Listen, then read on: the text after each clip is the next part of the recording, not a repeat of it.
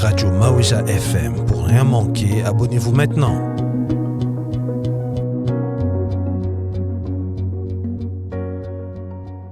Bonjour, nous sommes très contents. Nous avons celle qui a époustouflé les Jeux Olympiques. Donc, je manque de mots actuellement. Elle est juste là en face de moi. En tout cas, merci. J'étais en train de te mettre tout à l'heure comment tu étais en train de courir. Tout le monde est étonné, tout le monde est content. Tu as fait la joie de tout le monde. Alors, quel est ton état d'esprit aujourd'hui? Comment tu te sens? Je me sens vraiment chanceuse d'avoir tout le monde ici avec moi. Non seulement la communauté congolaise, mais aussi le Centre francophonie à Ottawa. Et aussi, j'ai aussi mes amis personnels qui sont venus me soutenir. Donc, c'est vraiment un accueil chaleureux à la maison. Puis, je suis vraiment chanceuse d'avoir tout ce soutien qui m'attend à la maison à chaque fois que je reviens. J'ai eu ton papa tout à l'heure. Il m'a dit que tu as eu un encadrement multiple, c'est-à-dire un encadrement religieux, un encadrement spirituel et traditionnel. Est-ce que tout cet encadrement-là, c'est quelque chose qui a favorisé une discipline en toi qui fait que on voit que quand tu cours, on sent que tu lâches pas, tu cours. On dirait que tu as un caractère t'es très déterminé, on dirait. Ouais, je pense que l'éducation qu'on a eue à la maison, c'était vraiment, mes parents, ils étaient vraiment stricts avec nous, mais c'était pas d'une façon que c'était militaire, c'était vraiment, on veut le meilleur pour tout le monde, on veut le meilleur pour nos enfants, on veut vous donner des bonnes opportunités. Donc, ils ont vraiment joué une grosse partie de mon encadrement et les gens que je m'entourais avec. Donc, avec leur initiative de toujours nous mettre en place, de toujours nous mettre dans des situations où est-ce qu'on est avec des personnes qui nous enrichissent. Ça a vraiment aidé à ma progression avec tout ce que je fais dans la vie. C'est à cause de eux, c'est à cause de toute la motivation qu'eux ils m'ont donnée avec leurs propres ambitions. Donc, je pense que mon éducation à la maison, c'est le principe de qui je suis aujourd'hui. Alors, la radio Mawija, c'est Mawija Nangila, c'est comme si on disait God of Love, Dieu d'amour. Tout cet amour, aujourd'hui, tu es maintenant béni. Tu as cette lumière-là. Nous, chez nous, on appelle ça Lupemba. Tu as cette lumière, tout le monde te regarde. Est-ce que c'est pas nouveau pour toi maintenant? Qu'est-ce que ça te fait? C'est un peu...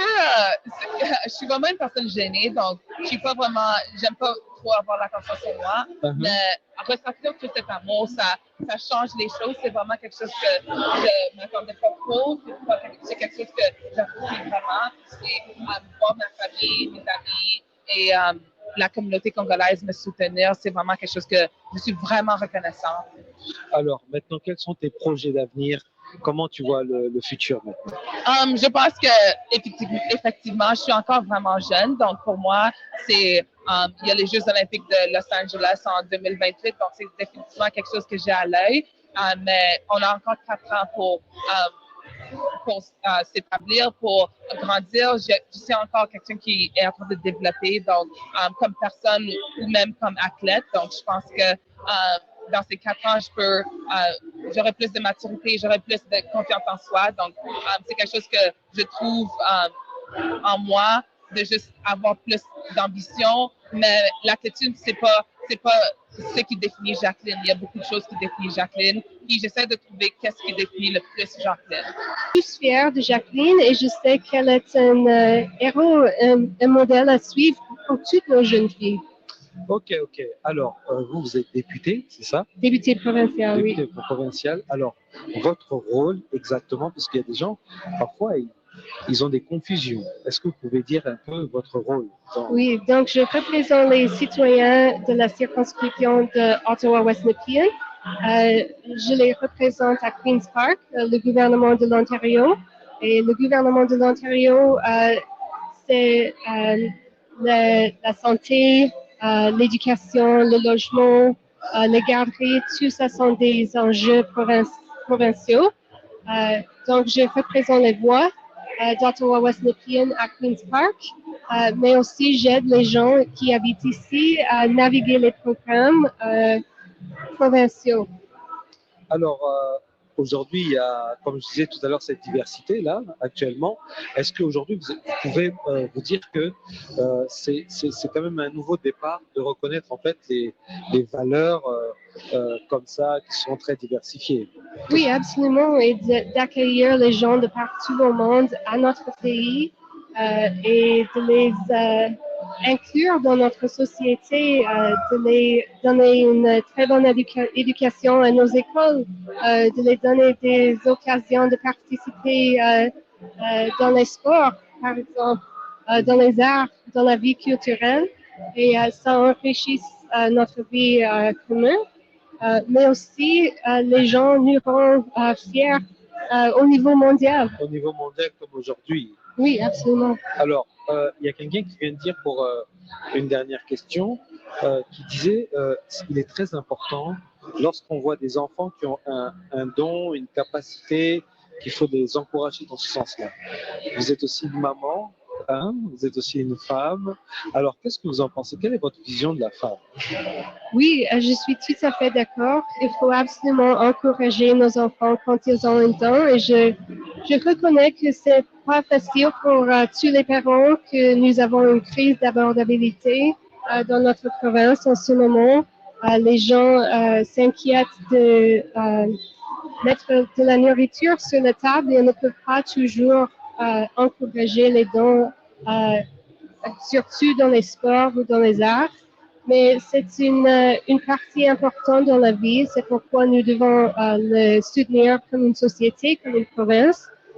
Mais ça peut donner de très bonnes opportunités à nos enfants. Et surtout pour les jeunes femmes, trop souvent c'est les jeunes garçons qu'on encourage, surtout dans le monde du sport. Il y a beaucoup d'occasions pour les jeunes garçons de jouer au sport, pour les hommes de jouer au niveau professionnel.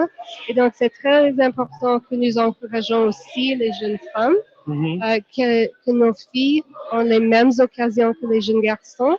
Et nous savons, comme Jacqueline, que nos filles, nous pouvons nous rendre très fiers. Ok, c'est super, super. Alors, votre nom, parce que parfois j'ai peur de mal le prononcer. C'est Chandra Pasma. Ah, ok, super. Alors, vous avez entendu, hein, moi c'est Kalonji. Voilà, alors, très heureux, très content. Et on espère peut-être plus tard vous prendre sur d'autres circonstances, sur d'autres faits. Bon, là, c'est la célébration, c'est un peu la fête, c'est la joie. Et voilà, donc nous sommes très contents. Et nous sommes contents encore une fois. Et à la prochaine. Ok, merci beaucoup et à la prochaine. Merci, merci. Super, super. Oui, je suis très content. Je vous remercie tout d'abord avant de commencer. C'est très génial pour nous. Et puis, une grande félicitation. Je réponds au nom de M. Elias Boubégé Madogo. C'est moi le papa Madogo. Papa Madogo. Oui. Ok, d'accord. Donc le célèbre. Alors, aujourd'hui, vous faites quelque chose en son honneur, vous célébrez quelque chose pour elle. Alors, qu'est-ce que ça vous fait? Quelle joie vous avez là?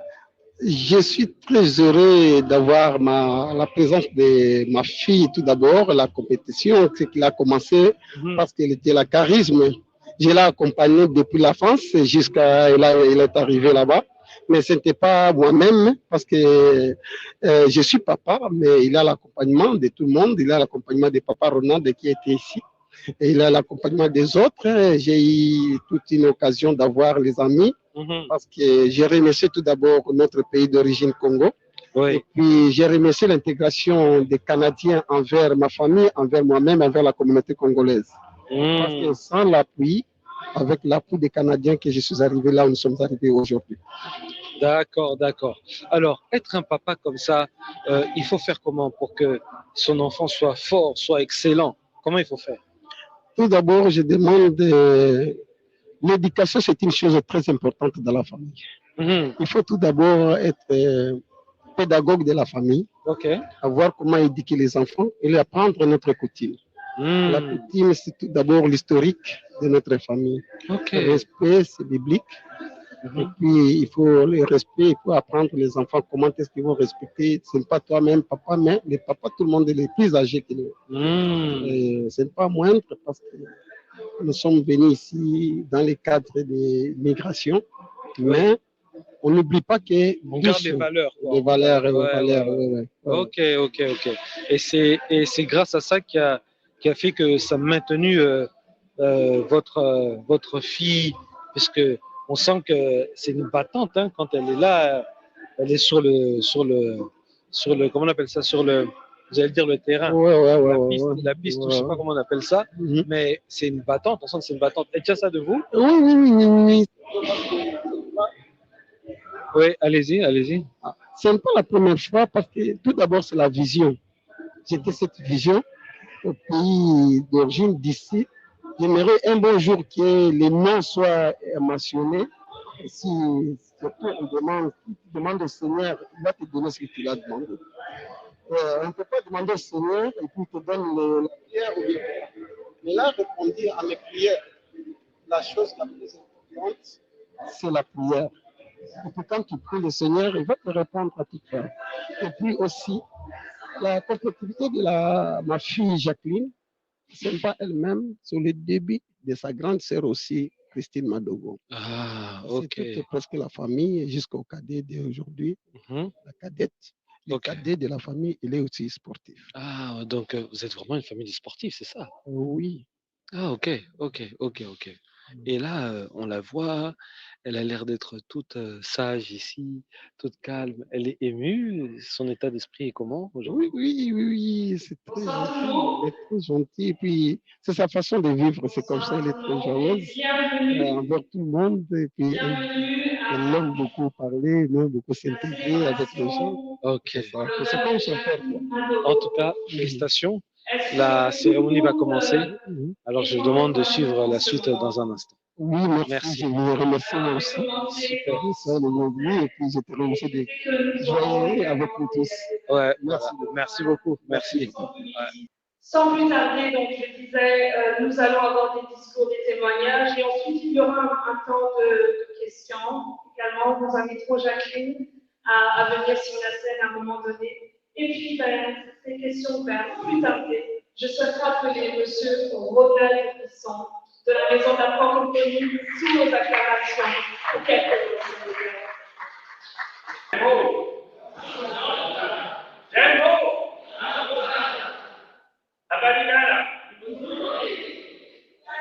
Occasion que quelqu'un ne parle pas swahili. Je continue en français. Jacqueline, tu n'as pas d'idée comment on est fiers de toi. Représenter le Canada, représenter notre communauté. Je sais que tu es gêné. Je sais que tu trouves ça très difficile d'être reconnu comme ça. Tu n'as pas d'idée comment on était fiers de toi. Et je vais vous conter une petite histoire de famille. Il y a peut-être 12 ans passés, je n'ai pas la date exacte. J'ai un ami qui est un homme d'affaires. Il produit des livres pour les écoles françaises à l'extérieur du Québec. Il m'appelle un jour, tu t'en souviens, Jacqueline? C'était à quelle année, à peu près 2012, 2010, quelque chose comme ça, autour de là. Et il dit, connaîtrais-tu un jeune ou une jeune d'Ottawa qui fait du soccer? Parce que j'ai des jeunes de partout au Canada, puis là, je suis rendu à Ottawa. Alors, j'ai dit oui, j'en connais une. Elle s'appelait Jacqueline. Alors, il est venu à Ottawa, tu t'en souviens. Il a pris des photos. Jacqueline a tout compté déjà son histoire et l'amour du soccer. Et le livre s'appelle Kanata, qui veut dire village. Et à ce jour, il est encore utilisé dans les écoles françaises. Bon, voilà. Alors voilà, ça c'était le pouvoir du livre que vous pourrez regarder. Ah, déjà, il y a 10-12 ans passés, Jacqueline se démontrait, se démarquait par son sport. Alors, je te félicite, Jacqueline. Être olympienne, c'est absolument extraordinaire. Ce que j'aime le plus, c'est que tu regardes ton authenticité. Je te voyais courir. Mais dans la pluie, à soir, je pensais à ça. Le courir dans la pluie. On est fiers de toi. Félicitations.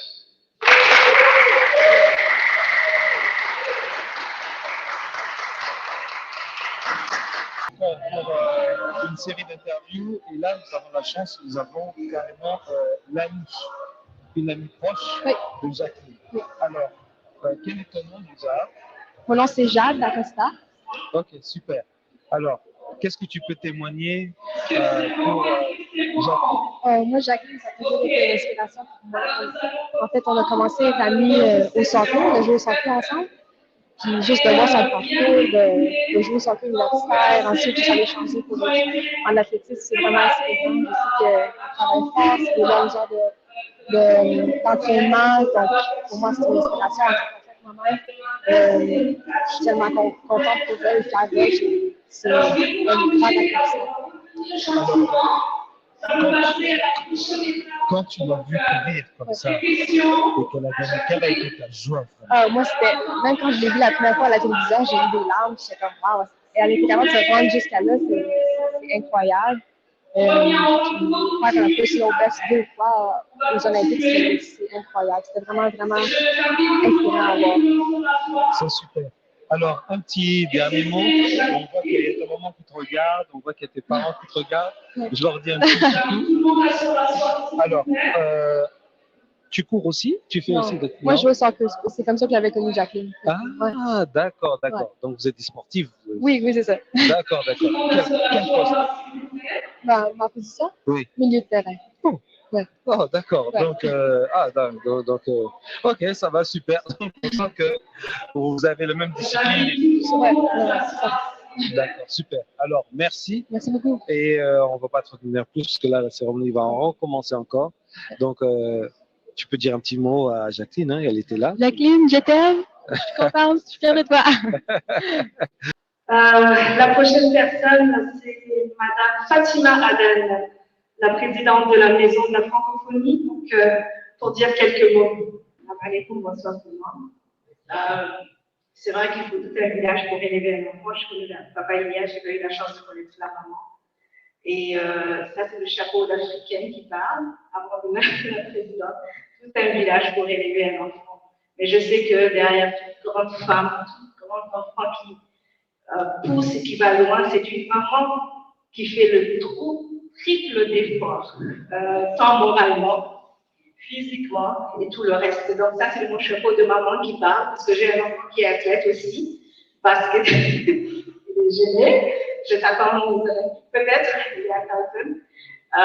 Mais c'est toute cette représentation que vous faites. Je viens du pays d'Aïmatar, un tout petit pays de 23 000 km² à Djibouti de l'Afrique de l'Est. Et quand il a été au championnat aux Olympiques, il faut agrandir la carte de l'Afrique pour voir où se trouve Djibouti.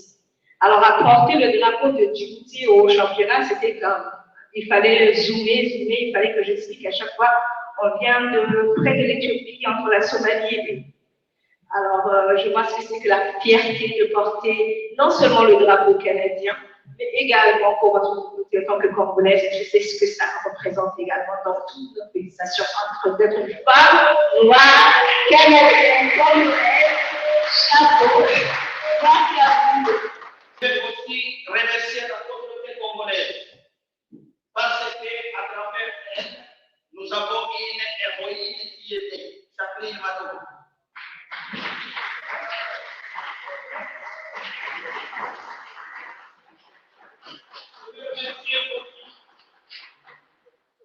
Le peuple congolais, à travers lequel nous avons eu Jacqueline Matogo, et la province du Kivu, du Congo oriental, provient Jacqueline Matogo, et plus particulièrement le peuple de Bafouchi dans la zone de Boufira.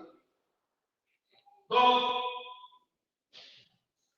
Jacqueline Matogo est originaire de la zone de Boufira par ses parents. Et donc, moi, je suis le président de la communauté congolaise, je suis le président de la communauté du Canada et des États-Unis. Et c'est en ce moment que je vais ici devant vous pour souligner combien cet événement est très spécial. Je dis, s'agissant du gouvernement du Canada, nous n'en dirons assez merci. Je sais que souvent, quand les travaillent, quand les communautés travaillent, il ne savent pas qu'il y a du temps au Canada. Et ça, c'est vrai, ce n'est pas un langage cosmétique. Vous pouvez être certain, il y a beaucoup de gens qui touchent le gouvernement canadien, pour le gouvernement provincial, pour la ville d'Ottawa, parce que nous sommes conscients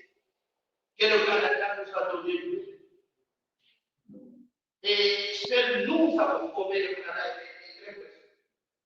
Les Canadiens, quand j'avais voyagé pour savoir comment le monde est citoyen, je m'encourage à voyager à travers le monde. Allez dans les pays de développement, vous allez venir, vous allez voir personne qui participe aux Jeux olympiques. Et vous êtes tout à fait parmi les Congolais. Et même ici à Ottawa, dans la communauté congolaise d'Ottawa, vous êtes certainement la première qui part dans tous les domaines des Jeux olympiques. Sinon, dans la compétition de course en guerre. Dans ce sens, je vais demander à vos participants, s'il vous plaît, d'acclamer pour chacun de eux.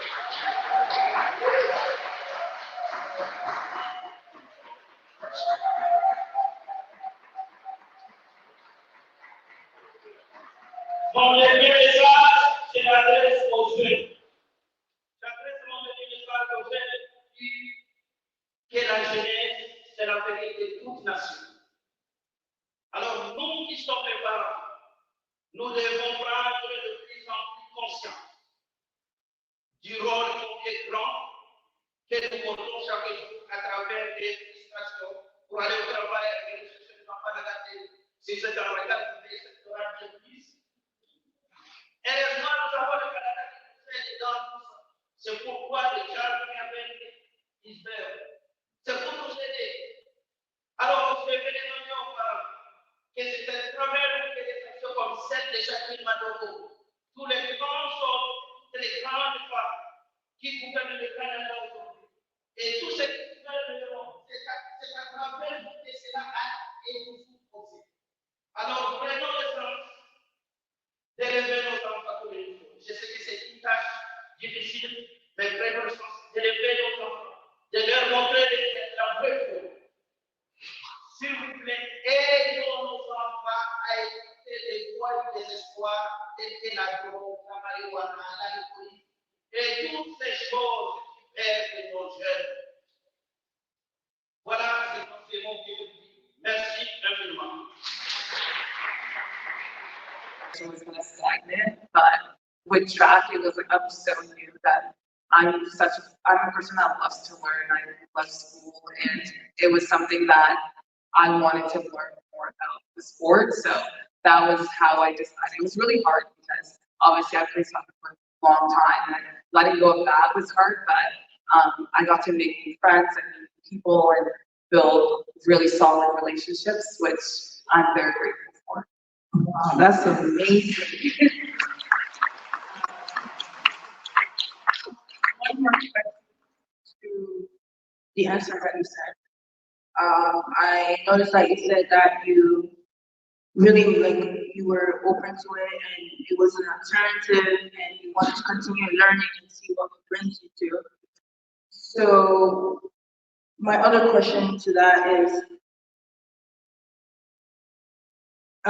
did you ever feel like on the field or practicing or from other people that, when you feel like you were judged or like, because you know that we're Congolese, right? You see people, they see us, and they're like, oh no, these people are from this kind of place, right? But like, how did you feel? Was there some kind of judgment that was coming after you? Yeah, there was a little bit. Like people were obviously, they knew me as a soccer player, and like they thought that like obviously I had done pretty well, and I was going into a brand new sport. So people that don't know me personally were like, oh, she's not gonna be like, it's just like she's not gonna be as successful, or she's not gonna do what she wants to do. But I proved them wrong, so I don't care. Ultimately, yeah.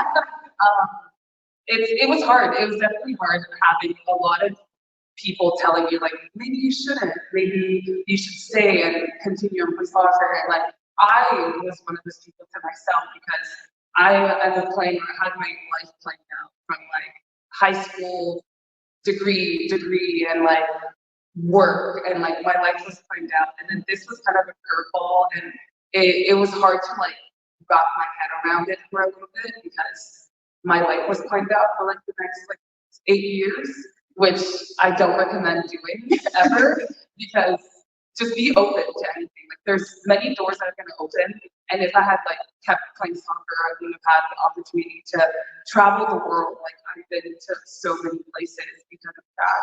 And one of them was the Olympics, obviously. But before then, I got to go to Europe a bunch of times. I got to go to Asia. I got to go like so many places. And it's just the beginning, I think. So I just say like, keep doors open. Don't plan for 8 years. It's not worth it. I agree. Closing question.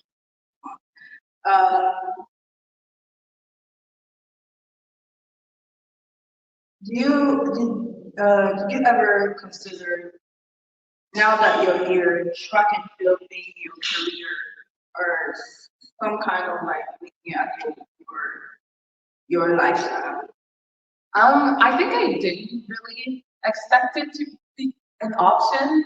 I think I went through like undergrad, post-grad, and then I was like, and then I made the team this year. And it wasn't really an option in the back of my head. It was just like, it can happen, but I don't know if it's gonna happen to me. But now I'm in a position where I can make this a career, and I like could train full time if I wanted to.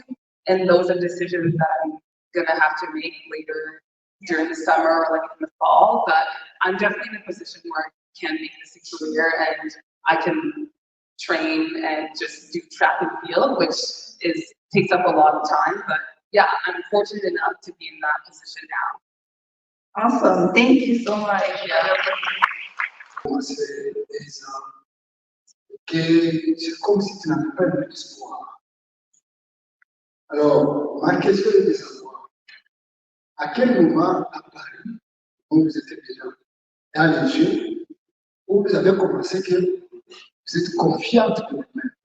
À quel moment? Est-ce que c'est au moment où vous avez gagné le premier jeu, je ne sais pas comment vous l'appelez, à quel moment vous vous êtes senti que vous êtes capable? Ça, c'est la première question. Je pense qu'en allant au jeu, j'avais confiance en soi. J'étais préparée. On s'entraîne pendant 4 ans pour les Jeux olympiques, donc ça, je suis à chaque 4 ans. Je pense que en disant que j'avais pas d'attente, je dis que j'étais pas une des favorites à gagner. Donc pour moi, j'allais juste là pour performer de mon meilleur. C'était pas, oh, je peux gagner l'or cette année. J'avais pas cette pression-là. Il y a d'autres gens qui viennent avec la pression de je dois gagner parce qu'ils ont gagné l'année passée, ou ils ont gagné il y a 4 ans. Donc, pour moi, c'était les premiers jeux. Je pense qu'en allant au Stade de France, juste en me mettant dans le stade, il y avait 88 personnes qui me regardaient. Mais il y avait juste un sentiment de OK, je suis là. Aux Jeux olympiques, on choisissait 48 personnes par épreuve. Donc, déjà là, je suis une des meilleures 48 dans le monde.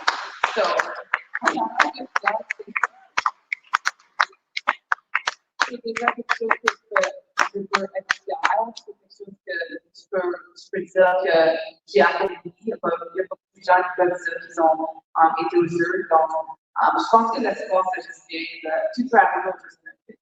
Il y a des gens qui ne finissent pas des courses, il y a des gens qui ne commencent pas des courses. Donc, pour moi, c'était juste d'essayer de faire mon mieux. C'est ça qui compte le plus. Mais à la fin de la journée, l'espoir est toujours là. Ça se peut que j'allais performer un miracle pour gagner, mais c'est pas arrivé. Donc, pour moi, c'est vraiment 2028, je pense que c'est là où on va vraiment essayer de s'élancer et de s'enforcer pour faire la finale. Quelle était une question B? Quels étaient tes sentiments à toi? Parce que comme vous avez vu, on a suivi les dernières courses.